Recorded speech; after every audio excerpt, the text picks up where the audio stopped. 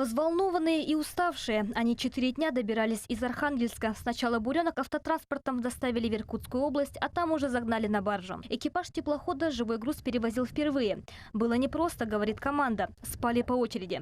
Проходящие мимо суда удивлялись необычному грузу. Больше шоку был у других судоводителей. Все там спрашивали, расспрашивали. А нас что, какая разница, что везти?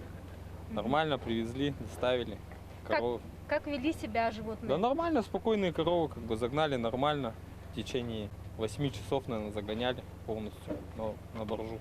Долгое путешествие позади. Долгожданный груз покидает баржу самостоятельно. 100 голов приехало в село Батамай для нового телятника. Скоро местные жители будут пить вкусное архангельское молоко. На берегу Батамайского острова новых жителей хозяйства встречала большая делегация. Этому есть причины. События происходят впервые за 30 лет. Для расширения поголовья выбрали холмогорскую породу. Северные условия не влияют на ее удои, да и производственные показатели внушительные. Коровы дают в 3 раза больше молока, чем местные телицы. Районная администрация выделила на закупку 12 миллионов рублей. Коровы все стельные.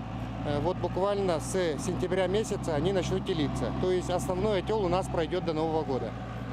То есть зимой у нас будет молоко. Конечно, они все-таки должны пройти здесь у нас адаптацию, акклиматизацию. Поэтому мы все-таки очень старательно будем наблюдать все-таки состояние коров. Коров адаптируют к местным условиям, о будущих телятах тоже позаботятся. Как только потомство подрастет, его заселят в телятник. Местные жители связывают с расширением хозяйства большие надежды. Это символизирует якутский обряд благословения Алгсчита. Дарья Боискорова, Алекс Соснин, телеканал «Алмазный край».